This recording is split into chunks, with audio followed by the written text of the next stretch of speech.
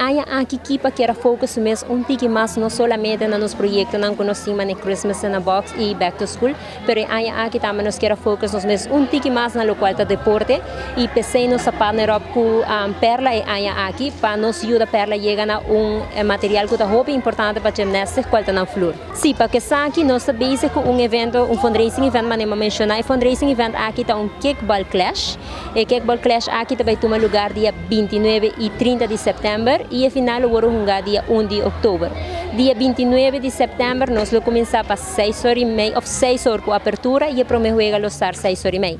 Já sábado e já domingo nós vamos começar a formar intra-trempang, qual é 10 horas e a final nós está expect para jogar dia 1 de outubro 7 horas da noite. A meta traz de dieta para nos ajudar nossa organização, nosso clube que está aqui para nos poder executar nosso outro projeto, na maneira como mencionamos em Christmas in a Box que está upcoming, onde caminha que está dezembro e outro dul grande também que nós temos para nos maneira nossa partner up com Perla para nos ajudar na hora chega na flor, qual é importante é viajar aqui para gymnastics e para muito na que está treino, essa aqui está material que está aqui para o qual está gymnastics para não por treino, para não por seguir development mesmo em deporte e nana e assim também nos promote um pouco mais deporte, para o qual a Aruba, mas você está último, nós temos muito talento na Arubiano que vai e representar a Aruba muito bom e o qual nós queremos agora dar um pouco mais de nossa banda para o ESAC. Já viernes nós começamos com a abertura para 6 horas da tarde e para o meu ego estar 6h30. Já sábado e domingo nós está 10h30 nós start e nós vai ter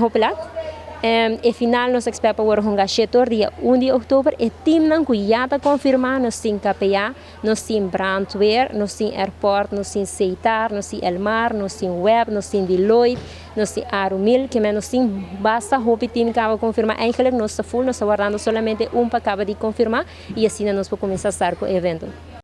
Aqui nós temos um dos projetos na qual está mais importante, qual nos chama o projeto aqui Christmas in a Box. Essa aqui me quer